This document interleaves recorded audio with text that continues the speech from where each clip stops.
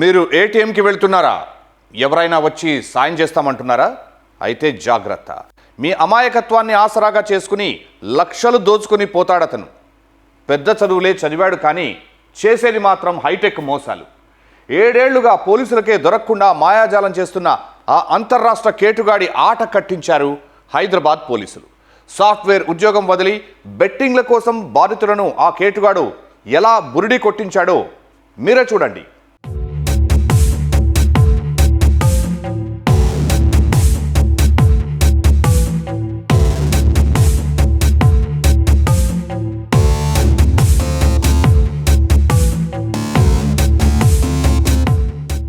అమాయక ప్రజల నమ్మకాన్ని ఆసరాగా చేసుకుని టెక్నాలజీతో మాయాజాలం చేస్తూ 7 ఏళ్లుగా పోలీసుల కళ్లు గప్పి తిరుగుతున్న అంతర్రాష్ట్ర నేరస్తుడిని హైదరాబాద్ పోలీసులు అరెస్టు చేశారు. ఇటీవల కాలంలో సికింద్రాబాద్ కు చెందిన ఓ మహిళను నిందితుడు ఇలానే బోల్తా కొట్టించాడు. బాధితురాలు కోటిలోని SBI ATM కు 1 లక్ష రూపాయలు డిపాజిట్ చేయడానికి రాగా మాటలతో మాయ చేశాడు.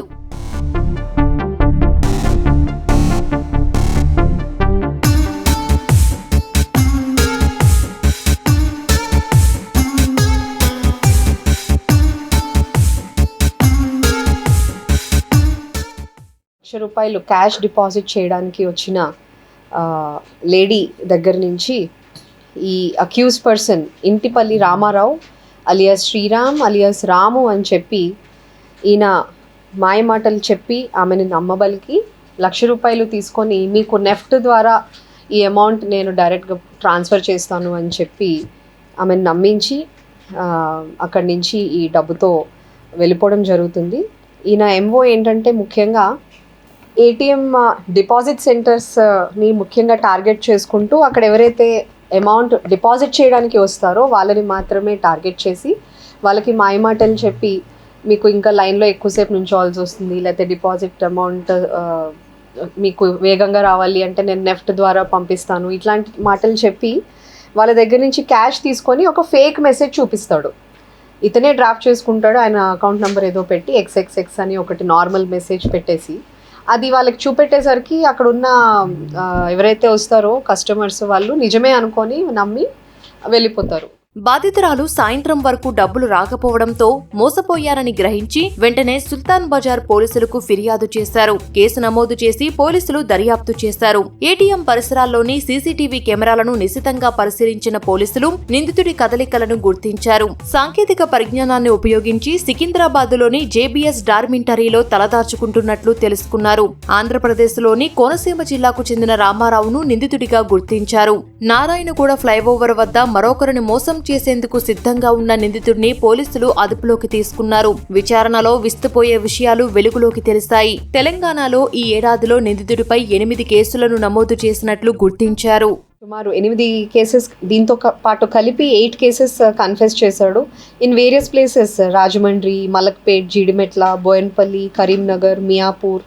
So across commissionerates and across states also ఏపీలో కూడా సెవెరల్ కేసెస్ ఉన్నాయి. ఇతని యాంటిసిడెంట్స్ వెరిఫై చేస్తే ఇతని మీద 73 కేసెస్ ఆల్రెడీ రిజిస్టర్ అయి ఉన్నాయి. ఇందులో కుకట్పల్లికి సంబంధించిన ఒక కేసులో, సుల్తాన్ బజార్ PSకి సంబంధించిన ఒక కేసులో, మధురానగర్ PS నుంచి లాస్ట్ ఇతను జైలుకు కూడా వెళ్ళి రావడం జరిగింది. రామారావు 2018 నుంచి 2025 మధ్య కాలంలో ఉమ్మడి తెలుగు రాష్ట్రాల్లోని ప్రధాన నగరాల్లో దాదాపు 73 సార్లు ప్రజల దృష్టి మళ్లించి నగదు కాజేసినట్లు దర్యాప్తులో వెలుగులోకి వచ్చింది. హైదరాబాద్ నగరంలో ఓ ప్రైవేటు సాఫ్ట్వేర్ కంపెనీలో ఉద్యోగం చేస్తున్న సమయంలో అనేక అప్పులు చేశాడు. బెట్టింగ్ కు అలవాటు పడి ఇలా మోసాలు చేయడంలో ఆరితేరాడు. He is actually engineering graduate. Tech మహీంద్రాలో పనిచేస్తూ ఒక క్రెడిట్ కార్డ్ తీసుకొని ఆ ఎక్సెసివ్గా క్రెడిట్ కార్డ్ వాడి అప్పుల పాలయ్యి అది తీర్చడం కోసం ఎట్లాగా అని ఆలోచిస్తూ ఈ మార్గము ఎన్నుకున్నాడు. అది అయిపోయిన తర్వాత మళ్ళీ ఇంకొక చిన్న జాబ్ చేసుకుంటూ కూడాను ఆన్లైన్ బెట్టింగ్కి ఆ వ్యసనానికి లోబడి దానికి సంబంధించిన ఖర్చుల కోసం అని చెప్పి అతను ఈ మార్గాన్ని ఎన్నుకొని సుమారు 2018 నుంచి ఇప్పటి వరకు ఈ 81 అఫెన్సెస్ కూడా చేస్తూ ఉన్నాడు. నిందితుడి నుంచి 2 మొబైల్ ఫోన్లను పోలీసులు స్వాధీనం చేసుకున్నారు. బాధితుల నుంచి కొట్టేసిన సొమ్మును దాచుకున్న అతని బ్యాంకు ఖాతాలోని 2,40,000 నగదును వెంటనే ఫ్రీజ్ చేయించారు. ఏటీఎంల వద్ద గుర్తు తెలియని వ్యక్తులకు నగదు చేతికి ఇవ్వవద్దని పోలీసులు విజ్ఞప్తి చేస్తున్నారు. మీ అధికారిక బ్యాంక్ యాప్ ద్వారా బ్యాలెన్స్ చెక్ చేసుకున్న తర్వాతే లావాదేవీలు జరపాలని సూచించారు. అపరిచితులకు మీ ఫోన్ నెంబర్, పిన్, ఓటీపీలు చెప్పవద్దని కోరారు.